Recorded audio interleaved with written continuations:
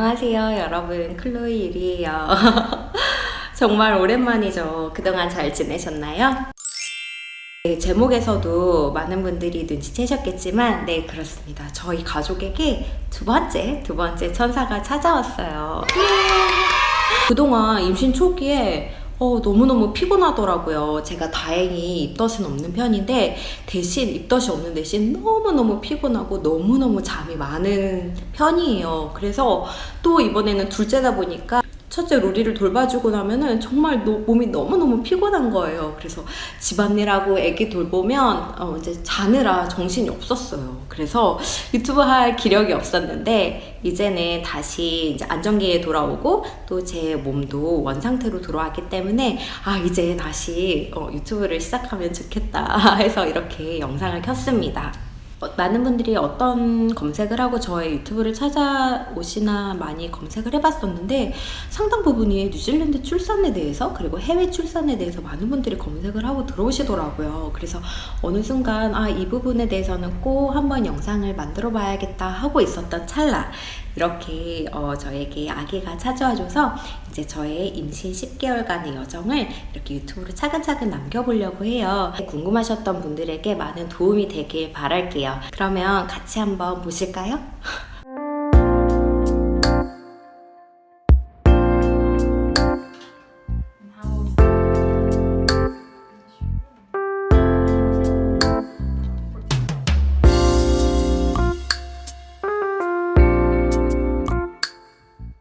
뉴질랜드 출산 시스템을 말씀드리기에 앞서서 뉴질랜드 의료 시스템을 한번 말씀드릴 텐데요. 우리나라 같은 경우에는 만약에 내가 눈이 아파요 하면 안과로 바로 내가 판단하에 안과를 가잖아요. 근데 뉴질랜드는 그렇지 않고 GP라고 해서 주치 개념으로 이해하시면 될 거예요. 그래서 GP한테 찾아갑니다. GP가 진료할 수 있는 부분들은 GP의 처방을 받는 거고요. 만약에 GP가 봤을 때 이거는 어머니의 진료가 필요하다 판단할 경우에는 GP가 소견서를 쓰고 그 다음에 전문의로 넘어가게 됩니다. 임신과 출산도 마찬가지예요. 제가 임신을 했다고 해서 바로 산부인과로 가는 게 아니고 GP한테 찾아가게 됩니다. GP한테 찾아가게 되면 임신에 필요한 피검사를 다 하게 해줄 거예요. 이 피검사의 결과는 어떻게 되느냐? 산부인과 전문의한테 가는 게 아니고 미드와이프, 한국어로 말하면 산파에게 이제 저의 피검사 결과가 가게 되는 거예요. 그러면 미드와이프 산파는 어떻게 구하나요? 라고 생각하실 텐데요. 방법은 여러 가지가 있어요. 일단 주변의 친구들한테 소개를 받을 수도 있고 GP한테 소개를 받을 수도 있고 아니면 미드와이프 사이트에서 미드와이프를 검색해서 정할 수가 있어요. 그리고 GP가 미드와이프한테 저의 피검사 결과를 보내줄 뿐만 아니라 방사선 초음파를 찍을 수 있게 추천서를 작성해 준답니다. 그러면 이 종이를 갖고 또 어디를 가느냐? 방사선과 병원에 가야 되는 거예요. 초음파 하는 곳에 직접 갑니다. 그리고 GP한테 피검사를 했잖아요. 그 외에도 또 다른 피검사를 몇 번 할 때가 있어요. 그때는 또 피를 뽑아주는 병원으로 또 따로 찾아가야 됩니다. 그러니까 정리를 하면 임신 중에 첫 번째 진료나 처방은 GP한테 가고 피검사는 피 뽑는 곳으로 가고 나의 모든 임신 과정은 미드와이프가 관리를 해주고 초음파는 또 레디올로지 초음파 병원으로 가고 이런 정말 번거로움이 단점이고요. 이런 번거로움이 있지만 그래도 장점이 있답니다. 뉴질랜드는 출산 때까지 모든 비용이 무료예요. 10개월간 초음파를 딱 3번 보는데 처음 임신했을 때 그리고 12주 때 보고 그 다음에 19주에서 20주 이렇게 사이에 이렇게 딱 3번만 본답니다. 그래서 한국 같은 경우에는 막 매달 찍고 사진도 맨날 주는데 뉴질랜드 같은 경우에는 딱 3번만 하니까 이 3번 보는 게 정말 소중한 거예요. 근데 이 3번도 어떤 곳은 60불 정도 금액을 내는 곳이 있고 또 지방은 또 이것까지 다 무료이고 좀 지역마다 다른데 그래도 한국에 비해서는 정말 비용이 정말 적게 드는 편이죠. 오늘은 처음으로 미드와이프 만나러 가는 길이에요. 지금 8주 됐고요. 다행히도 미드와이프 그 스케줄이 첫째 미드와이프 스케줄이 이제 둘째 예정일에도 딱 맞아가지고 같은 미드와이프로 하기로 했습니다. 그래서 지금 이제 처음으로 미드와이프 정말 오랜만에 1년 만에 만나러 가는 거예요. 원래 뉴질랜드는 미드와이프가 보통 집으로 찾아오는데 저의 미드와이프는 굉장히 인기가 많은 미드와이프라서 사무실이 따로 있고 저희가 직접 찾아가야 돼요.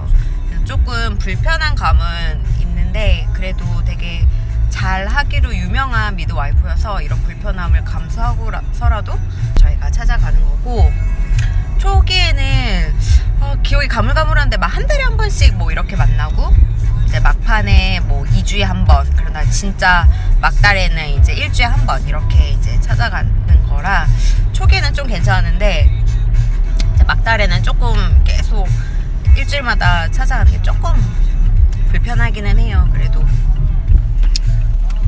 다 감수하고 미드와이프를 만나러 갑니다.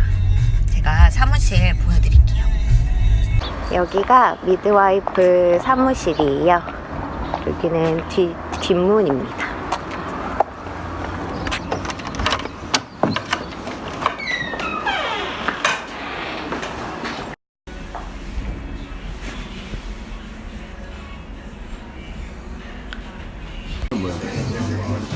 아, 패브릭 빨래? 애기 옷 빨래.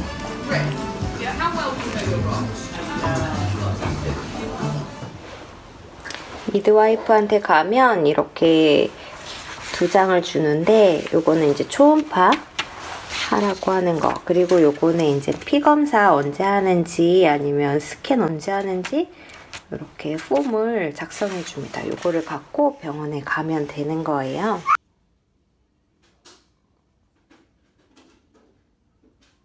그래서 미드와이프의 역할이 굉장히 중요해요. 뉴질랜드에서 임신과 출산 모든 과정은 미드와이프가 전담한다 해도 과언이 아닐 정도예요. 한국 같은 경우에는 산부인과 매달 가서 의사 선생님의 진료를 보지만 뉴질랜드 같은 경우에는 매달 그리고 이제 막판에는 조금 더 자주 미드와이프를 보면서 미드와이프가 저와 아기의 상태를 정기적으로 체크해 준다고 보시면 됩니다. 그리고 출산까지도 미드와이프가 하는 경우가 굉장히 많아요. 우리나라도 산파가 직접 아기를 받는 경우가 있잖아요. 그것처럼 뉴질랜드에서도 내가 순산이고 내가 뭐 별 무리 없이 아기를 출산할 것 같으면 미드와이프가 직접 받게 되고요. 그래서 제가 정말 건강하고 순산이고 아기도 건강하고 별 무리 없이 출산을 하게 되는 경우에는 뉴질랜드에서 산부인과 의사를 출산까지도 안 만날 경우가 많아요. 그리고 만약에 내가 조금 난산이다 할 때 이제 의료진의 도움을 받게 되는 거죠. 이런 부분들이 굉장히 한국이랑 많이 달라요. 그래서 이 부분은 기억해 주시면 좋을 것 같아요. 미드와이프는 정말 중요하다. 오늘은 미드와이프가 아니고 산부인과 스페셜리스트를 만나러 가요. 이제 안정기가 지나고 처음 만나는 건데, 예전에 첫째 봐주신 의사 선생님을 만나러 가서 이제 둘째도 수술할 것 같은데 수술 날짜도 정하고, 그 다음에 그 외에 궁금한 것들 물어보고 아기 상태도 체크하고 이것저것 이제 의사 선생님께 진료를 받아볼 예정입니다. 당 보충을 하고 있어요. 버블 밀크티.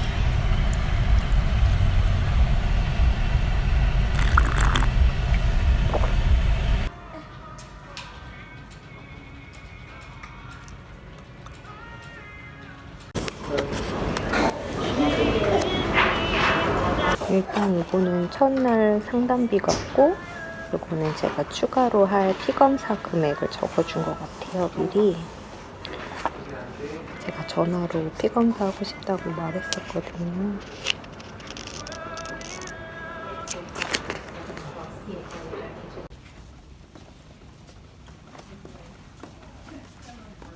피검사를 하고 나왔어요. 아마 조만간 성별이랑 그 다음에 다운 증후군 그런 것들을 결과를 이제 아기가 건강한지 한 번에 나올 수 있는 피 검사를 추가로 따로 했어요. 잘 보셨나요?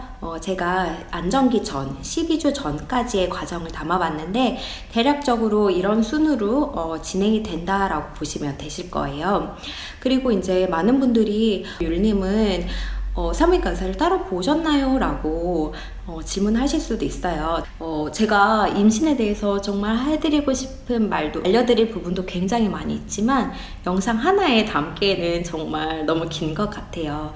그래도 저에게 출산까지 굉장히 많은 시간이 남아있기 때문에 앞으로 하나하나씩 잘 다뤄보도록 할게요. 또 이제 임신과 출산에 대해서 궁금하신 점들이 있으면 댓글로 알려주시면 제가 그걸 잘 반영해서 다음 영상에도 꼭 참고해서 넣도록 하겠습니다.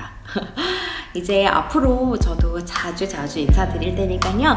자주 놀러오시고 또 도움이 되셨으면 좋아요와 구독도 눌러주세요. 그러면 오늘도 좋은 하루 보내세요. 안녕.